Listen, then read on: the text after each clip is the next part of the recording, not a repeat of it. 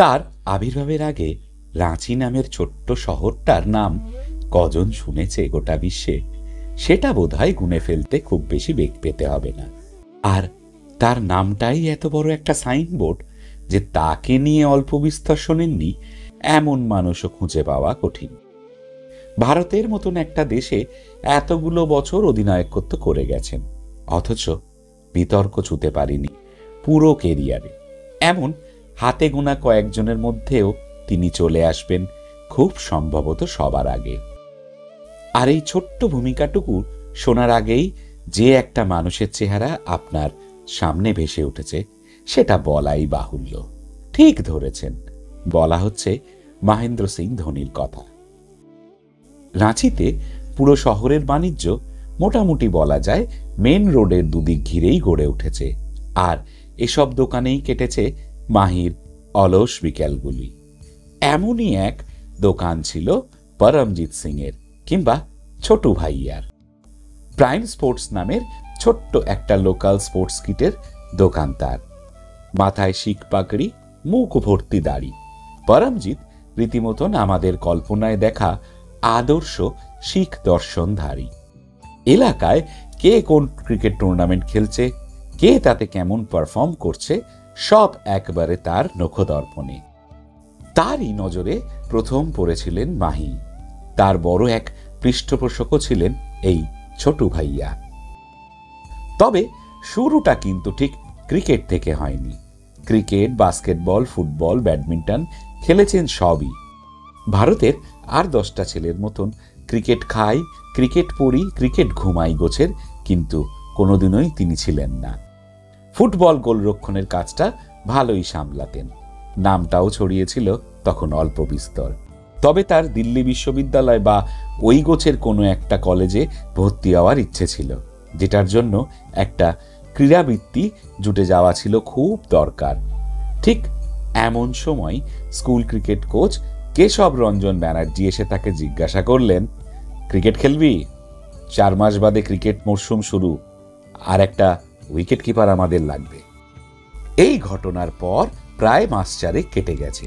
ব্যানার্জি বাবুও বেমালুম সে ঘটনা ভুলেও গেছেন। এমনকি মাহি কি উত্তর দিয়েছিলেন সেটাও আর তানে মনে নেই। হঠাৎ এসে হাজির মাহি, সে প্র্যাকটিস করতে চায়। এরপর শুনলে রূপকথার মতোই মনে হবে।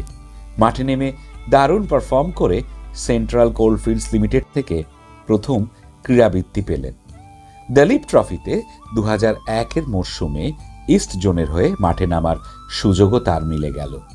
এই টুর্নামেন্টে সচিন তেন্ডুলকারেরও খেলার কথা ছিল। সেই কারণে রীতিমতন আনন্দে টকবক করছিলেন এবং তিনি খুব এক্সাইটেডও ছিলেন।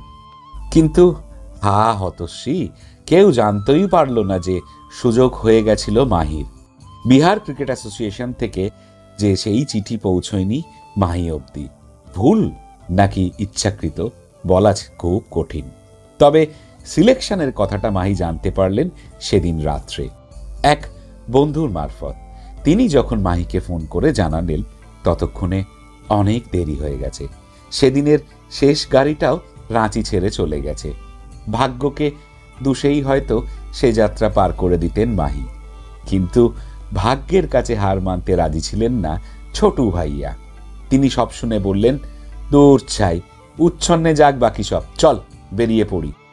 ধর্ণা দিলেন বিহার ক্রিকেট অ্যাসোসিয়েশনের অফিসে, একটা গাড়ি যদি মিলে যায়। কিন্তু ফিরিয়ে দিল তারা, কিচ্ছু মিলবে না। তবে তার সত্ত্বেও দমলেন না। ছোটু ভাইয়া তার কয়েকজন বন্ধু প্রথম মানুষের থেকে টুকটাক কিছু টাকা পয়সা ধার করে একটা ট্যাক্সি জোগাড় করে ফেললেন। উদ্দেশ্য কলকাতা। বিধিবাম মাঝ রাস্তায় বিকল হলো গাড়ি। ধোনিও মিস করলেন ফ্লাইট। প্রথম ম্যাচটা মিস করে ফেললেন। আগরতলার সেই ম্যাচে খেললেন দীপ দাশগুপ্ত। দ্বিতীয় ম্যাচটা হলো পুনেতে, যেটাতেও দ্বাদশ ব্যক্তি হয়ে চেয়ে চেয়ে দেখলেন সচিন কিভাবে ওয়েস্ট জোনকে ম্যাচ জেতালেন। এরপর আর রূপকথা নয়, কঠোর পরিশ্রমের গল্প। ধাপে ধাপে উঠলেন ওপরের দিকে। প্রতিটা ধাপে নিজেকে চেনালেন আলাদা করে। একদিন সৌরভ গাঙ্গুলি টিম মিটিংয়ে বললেন, লেটস ট্রাই মাহি। ব্যাস, সাফল্য এলো ঝাঁক বেঁধে, কখনো উইকেটের সামনে তো কখনো উইকেটের পেছনে, কখনো অধিনায়কত্বের ব্যাচ পরে, আবার কখনো ভারতীয় ক্রিকেটের গতিবিধি বদলে দিয়ে। কিন্তু ধোনি কিভাবে পেলেন এই সাফল্য, সেটা বুঝতে হলে আগে বুঝতে হবে ধোনি কিভাবে অন্যদের থেকে আলাদা ছিলেন। মহেন্দ্র সিং ধোনিকে নিয়ে গ্রেগ চ্যাপেল বরাবরই উচ্ছ্বসিত প্রশংসা করেছেন, বলেছেন একদম প্রথাগত পরিবেশের বাইরে থেকে আউটসাইডার হয়ে উঠে এসেছেন বলেই ধোনি সবার থেকে আলাদা, আর ডিসিশন মেকিং এবং স্ট্র্যাটেজিক প্ল্যানিং অন্যদের থেকে একেবারে তার আলাদা ছিল। কোনো কোচিং ম্যানুয়ালে ওসবের খোঁজ পাওয়া যাবে না। এমনকি গ্রেগ চ্যাপেল নিজের বইতেও তাকে নিয়ে প্রশংসার কিছু কমতি রাখেননি।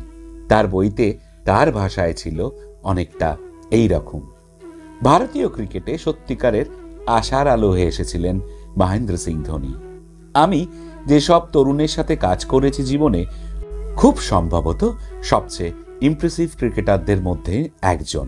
সে স্মার্ট, খেলাটা দারুণ পড়তে পারে, স্বভাবতই দুর্দান্ত নেতৃত্ব গুণও। ব্রেকের সময়টা মাঠে কি চলছে বোঝার জন্য নির্দ্বিধায় ওর কাছে চলে যেতাম সবার আগে। গ্রেগ চ্যাপেল থামেননি সেখানেই, আরও এক ধাপ এগিয়ে বলেছেন গাঙ্গুলির সমস্যাটা ছিল অনেকটা চিরাচরিত ভারতীয় বাবা মায়ের মতন, সন্তানের ভালো চেয়ে সবকিছু নিজেরাই ঠিক করে দেবেন। সেটা হয়তো কোনো রকমে অনেক উঁচু কোনো অবস্থানে পৌঁছে দেবে, তবে টেস্ট ক্রিকেটের মতন বিশাল অঙ্গনে এসে উদ্যম হয়ে দাঁড়ালে নিজের সামর্থ্য ছাড়া ঘুরে দাঁড়ানো খুব কঠিন। আর ঠিক এই কারণেই একটা নির্দিষ্ট জায়গা অবধি পৌঁছানোর পরও যথার্থ নেতৃত্বহীনতায় পরের ধাপটায় যেতে পারছিলেন না ভারত। আর ঠিক এখানেই চলে এলেন মহেন্দ্র সিং ধোনি, আর এসেই ইতিহাস পরিসংখ্যান ভক্তমন সব ওলট পালট করে দিলেন। কিভাবে বদলে দিয়েছিলেন ধোনি, কোথায় এসেছিল পরিবর্তনটা? অধিনায়কত্বের শুরুর সময়টাতে খুব কাছ থেকে দেখেছেন গ্রেগ চ্যাপেল। তার ভাষ্যমতে ভারতীয় ক্রিকেট দলের সবচেয়ে সমস্যার জায়গাটাই বদলে দিয়েছিলেন ধোনি। গ্রেগ চ্যাপেলের লেখা বইতে তিনি লিখেছেন, আমি তরুণ খেলোয়াড়দের সাথে আলাদা করে কথা বলতে গেলেই দেখতে পেতাম তাদের কাছে দারুণ সব আইডিয়া আছে, অথচ টিম মিটিং আসলেই সবাই চুপ, কারোর মুখে কোনো কথা নেই। ইয়াংস্টারেরা বলতো আমি অমুকের সামনে বলতে পারবো না, তাহলে আমার আর রক্ষে নেই।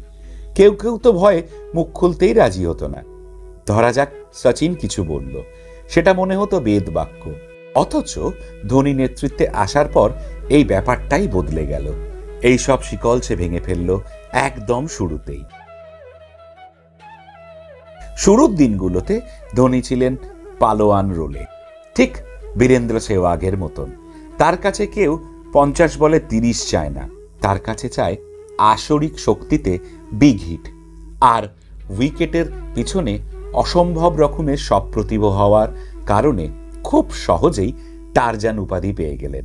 ঝাঁকড়া চুলের ধোনির নাম তখন সবার মুখে মুখে। কিন্তু টারজান নয়, তিনি সন্ত হয়ে উঠতে চেয়েছিলেন। সেটা কিন্তু রাতারাতি আসেনি। সীমিত ওভারের ক্রিকেটে ভারতের খেলার ধরনটা বদলে দিতে হলো। খেলার মাঠে দলটাকে রীতিমতন যোদ্ধায় পরিণত করে তুলতে হলো। গোটা দলকে শেখাতে হলো চাপের মুখে নিষ্ক্রিয় থাকার শিল্পটা। এই পরিবর্তনটা কিভাবে এলো সেটা একটা বর্ণনা পাওয়া যায় সাংবাদিক ভরত সুন্দর সেনের লেখা দ্য ধোনি টাচ বইয়ে। 2008 সালের ফেব্রুয়ারি মাসে মেলবোর্ন ক্রিকেট গ্রাউন্ডে অস্ট্রেলিয়ার বিপক্ষে 160 রানের একটা রান তাড়া করছিল ভারত। সেটা ধোনির অধিনায়কত্বে মোটে 15তম ওয়ানডে ছিল।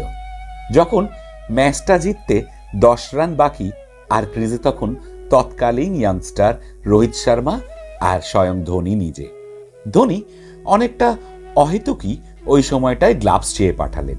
সচরাচর যেটা হয়, গ্লাভস আনার পথে ড্রেসিং রুম থেকে বার্তা আসে, কিন্তু এক্ষেত্রে ব্যাপারটা ঠিক ছিল উল্টো।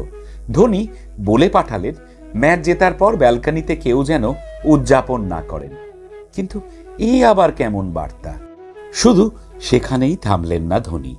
রোহিত শর্মাকে বুঝিয়ে বললেন, ম্যাচটা জেতার পর অজিদের সঙ্গে হাতটা মেলাতে হবে খুব ভেবেচিন্তে, খুব উৎফুল্ল হয়ে মেলাতে যাবে না, স্রেফ মেলানোর জন্যই মেলাবে গোছের একটা ভাব রাখবে, আর ওদের চোখের দিকে তাকাবে এমন একটা শূন্য দৃষ্টি দিয়ে, কোনো রকম উত্তেজনা যেন চোখে ধরা না পড়ে। ম্যাচটা জয়ের পরে ভাবটা থাকবে এ আর এমন কি। কেন করলেন ধোনি এমনটা জানেন? সেটা পরে জানিয়েছিলেন দলে থাকা আর একজন ক্রিকেটার।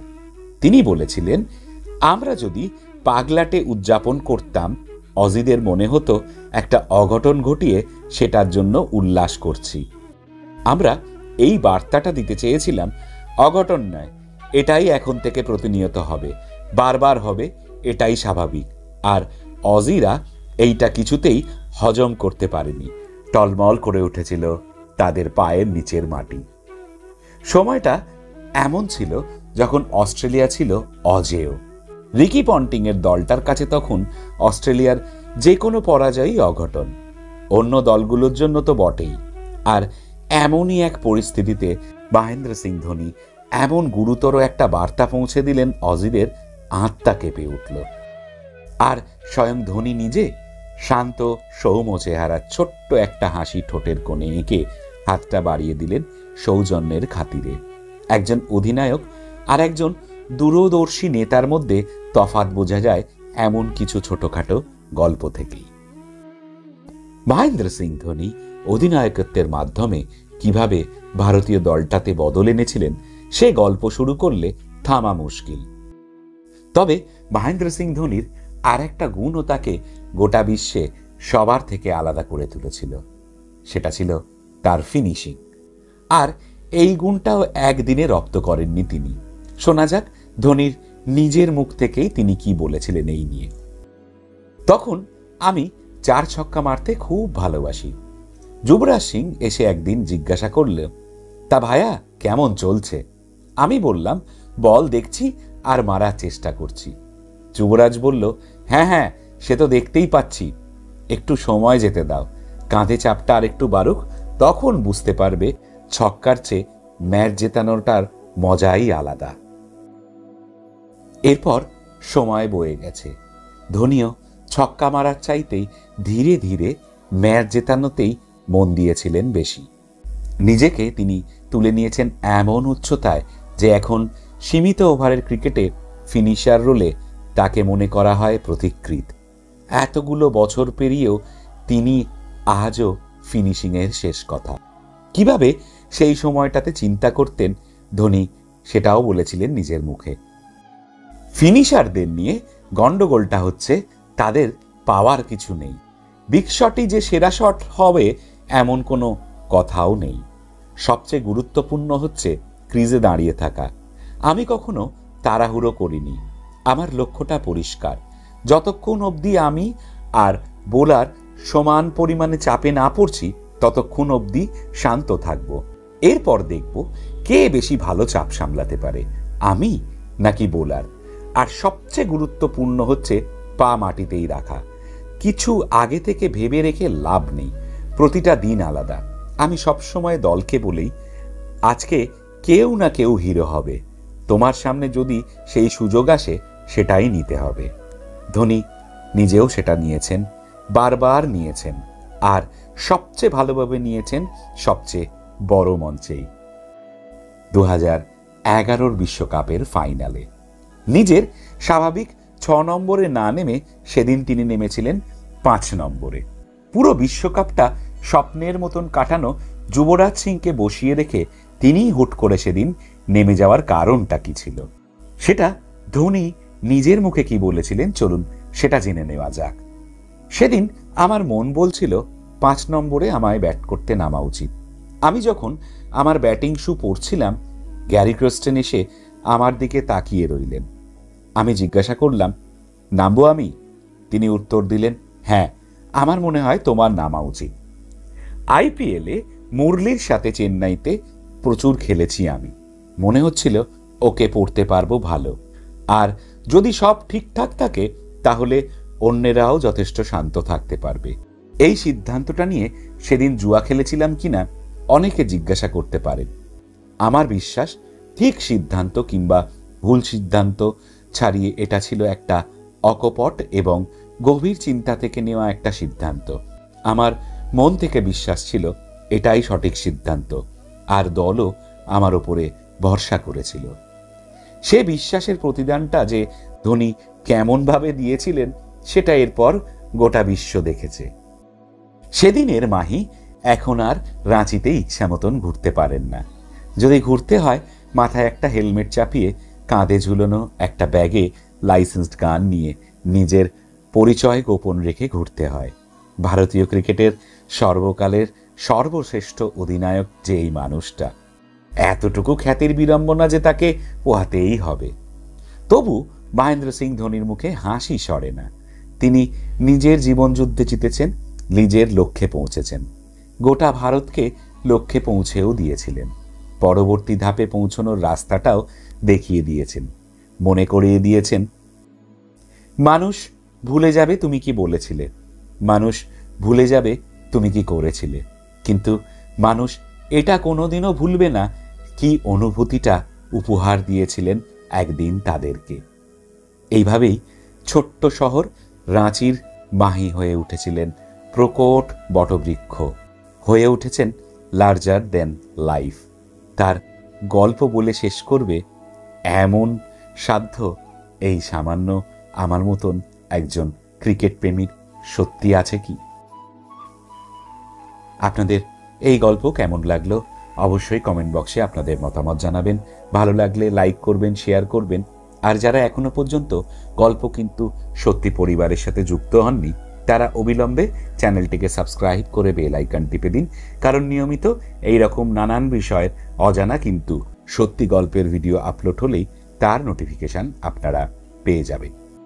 এবং এর সাথে আপনাদেরকে একটা বিশেষ অনুরোধ করব যে এই চ্যানেলের উন্নতি ঘটানোর জন্য আপনারা জয়েন বাটন টিপে মেম্বারশিপ নিন। আপনাদের এই সামান্যতম সাহায্য আমাদের এই চ্যানেলকে উত্তরোত্তর বৃদ্ধি করতে সাহায্য করবে। তো আজ এ পর্যন্ত, আবার আগামীকাল আমি হাজির হব নতুন একটি গল্প নিয়ে। ততক্ষণ সবাই খুব ভালো থাকবেন।